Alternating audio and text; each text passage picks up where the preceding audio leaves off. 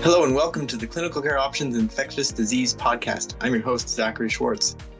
This episode features perspectives on the impact of hepatitis delta virus infection on liver disease progression and the potential burden of going undiagnosed. During this podcast, we talk to Dr. Nancy Reau and Dr. Coleman I as they discuss guidelines for hepatitis delta screening and how they approach screening in their practices. For more information about Dr. Reau and Dr. Smith, and to follow along with the slides, please visit the link in the show notes for this episode. Now let's get started and hear what they have to say about this topic. Hello, I'm Nancy Reau from Reau University Medical Center, and we're going to be discussing who to screen for hepatitis delta virus. Today, I will be joined by my esteemed colleague, Coleman Smith. So, epidemiology is a bit challenging, but estimates suggest that approximately 4.5 to 13% of hepatitis B surface antigen positive carriers are co-infected with hepatitis delta. And this is really based on studies that look at 6 WHO regions, which covers 95 countries. If you believe that, that would equate to about 8.7 to almost 19 million Delta-infected individuals. However, there are meta-analyses on published data that cover 83 countries that would suggest that this estimate could be much higher, between 48 to 60 million. So Coleman, the United States isn't really a high prevalence area. What do you think about these statistics? Firstly, the numbers of people that have hepatitis D superimposed on their hepatitis B is much larger than perhaps we would have thought. And there's no small number. And I think the other point is, as you alluded to there, and the graph shows, there different areas of the world have different prevalences of this. And in the United States, even though we're not a high prevalence country, we do get lots of migrants from some of these countries with high prevalence. So it's something that will certainly affect clinical practice here in the United States and something that we need to think about in our hepatitis B population. Well, thank you. So if we look at some numbers of individuals in selected countries, you can see that the United States has an estimate of about 127,000. Which is going to be enriched in our migrant population. And we know that from our NHANES databases that the Delta infection tends to be most prevalent in migrants from endemic areas. And you can see that this is probably similar to a lot of Western Europe. And then there are areas that we would expect should be high or maybe high prevalence areas that we really don't have much data on, such as sub-Saharan Africa here. Always places that are enriched with hepatitis B are going to be expected to have more delta, and that would include places like China and Eastern Europe. So the next thing is that co-infection is not all equal. Hepatitis B and hepatitis D serology is really going to depend on the timing of when you get your delta. So simultaneous co-infection, getting both viruses at the same time, might be more virulent or might cause more significant disease, but they tend to also result in spontaneous clearance of both viruses. Whereas hepatitis D superinfection in a hepatitis B carrier is likely to end up in either delta suppression and hepatitis B replication or delta replication. And this can occasionally over time lead to hepatitis delta RNA clearance, but this might take several years. So Coleman, in your own clinics, what are you seeing? Do you think that you see more co-infection at the same time or superinfection? Well, firstly, in our clinic, as in most clinics here in the United States, we do not see much delta because of the prevalence of delta in the US is fairly low, although it's still a very real number, especially in migrants from countries, which we pointed out in the previous slide, where delta is endemic. Most of the ones that I see would be in the latter category, people who are chronic hepatitis B carriers and who are chronically infected with delta as well. And these people, as we will talk about, are clinically very important to follow them very closely. And I do think that this does impact our guidelines, which we hope might be changing, but this has kind of led to some of the recommendations on who we screen for delta. And we'll get to that in a few minutes. The clinical course of delta, as we've alluded to, does have faster progression, resulting in higher rates of cirrhosis and liver cancer at a much younger age. So that, again, with acute delta, if it's a superinfection, you're much more likely to have chronic disease, chronic delta. And this is much more likely to progress to significant fibrosis in a much shorter period than hepatitis B monoinfection. And Coleman, I know that we see a lot more patients that are young when they come in with Delta and already have existing cirrhosis, or we just actually considered a patient for liver transplantation that had hepatocellular carcinoma at a relatively young age. Are you looking at those young Hep B patients that have more aggressive disease for Delta? Absolutely. And I think this is the most important point of this, that the numbers of patients with chronic Delta superimposed on their B infection that progress to cirrhosis and more severe liver disease and hepatocellular carcinoma is really quite high, much higher than the B mono infections. So it's a very important group to monitor. Our guidelines have generally recommended screening in individuals that were higher risk. And risk is not always particularly straightforward. So you can see that in order of greatest risk, in the US at least, our demographic is those that inject drugs having the highest risk of hepatitis D superinfection.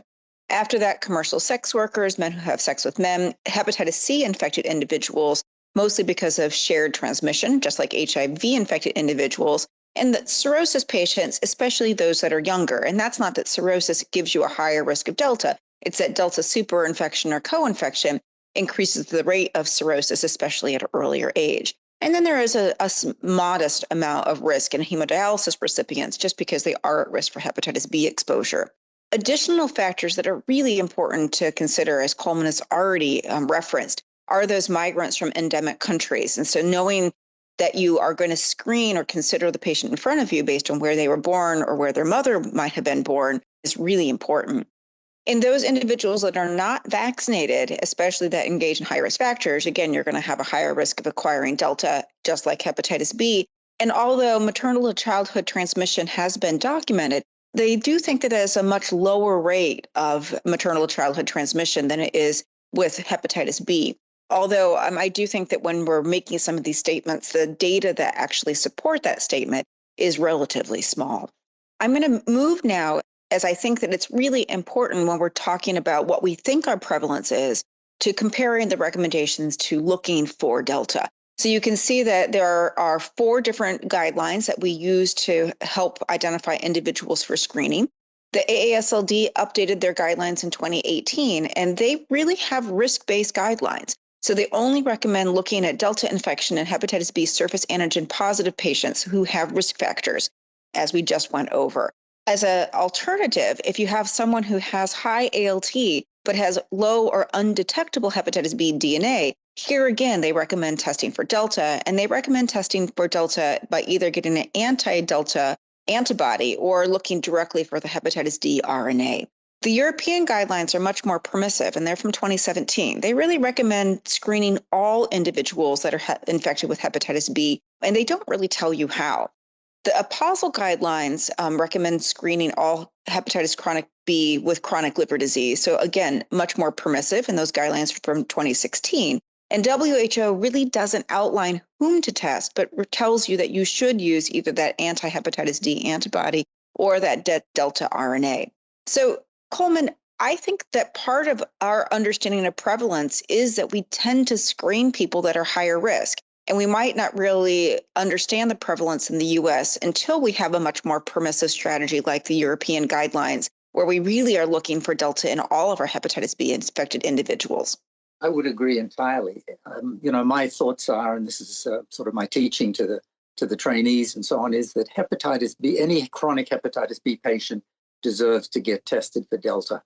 And I think, as you said, the data we have may be limited by the fact that we test, according to our AASLD guidelines, we only test those who we think have high risk factors.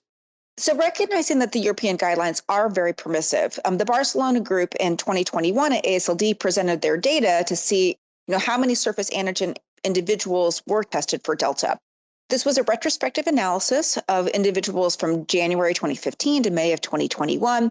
And about a third of them, nearly 1,500 hepatitis B surface antigen samples, came from academic centers, and 2/3, or nearly 3,000, came from primary care centers. You can see, though, that of those that were tested for Delta, 78% came from those academic hospitals and only 22% from primary care centers. So even though the primary care centers have the bulk of the patients, most of the Delta testing was actually done in the academic locations. those that were antibody screened, they did have a prevalence of antibody positivity of about 10%. So very consistent with what we would think that prevalence was from those multi-center analyses that we just presented. And even in the group that were tested for antibody, still only 84% of them had that confirmatory RNA test. So even when they're looking for Delta, they didn't always confirm the presence of the virus. So Coleman, what do you think? Do you think this is consistent with what we see? And are there reasons that academic centers might be doing testing better than primary care centers? Yeah, I think this is probably consistent with what we see. And it also makes me think that we're missing many cases here in the US if we don't do universal screening for hepatitis B. I think it also points to the fact that there is probably an educational aspect of this too, and that primary care physicians need to be educated about the importance of hepatitis D screening. Also, the other point is that many of the hepatitis B patients that we see, and I assume probably also in Europe as well, are managed not in academic centers, but in primary care clinics. And so the education of practitioners in those clinics is very important. The algorithm for testing for hepatitis Delta is actually relatively simple. You do need to be aware that not every commercial lab has all of these tests, so be cognizant of the tools that you have available to you when you're actually ordering them. But as we've implied, surface antigen positive individuals should be tested but with anti-Delta antibody. If it's negative, you want to manage this individual as if they have hepatitis B monoinfection. If that is positive, that antibody is positive, then you want to test for hepatitis D RNA. And if that's positive, then you want to understand the activity of the disease, both by looking at the ALT and also assessing for fibrosis, as these individuals are at much higher rate of progression. Our guidelines also recommend screening for liver cancer in those that are co-infected. And so although we don't actually put an age on that, it's implied that those that are co-infected with Delta and hepatitis B require liver cancer screening and probably at an earlier time point. So our take-home points are approximately 4.5 to 13% of hepatitis B surface antigen positive carriers are co-infected with Delta. Hepatitis Delta infection requires hepatitis B surface antigen, and the timing of that infection, whether it's superinfection or co-infection, does impact the presentation. Hepatitis Delta and hepatitis B co-infection results in more rapid progression to cirrhosis as well as liver cancer compared to hepatitis B monoinfection. And populations at high risk for Delta infection do include commercial sex workers, migrants from endemic countries, individuals who inject drugs, MSM, people with hepatitis C, HIV because of shared transmission, those that have cirrhosis and liver cancer because of that more aggressive disease course, and then individuals on dialysis. Guidelines do vary on who to test for hepatitis Delta infection, and consensus in universal screening is also not completely set, but we're hoping that our guidelines will align with more universal screening as they're updated. Well, thank you very much to Dr. Reau and Dr. Smith, and thank you for joining in.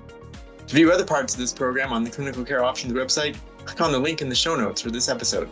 And please be sure to check back for more episodes on important infectious disease topics. Thank you.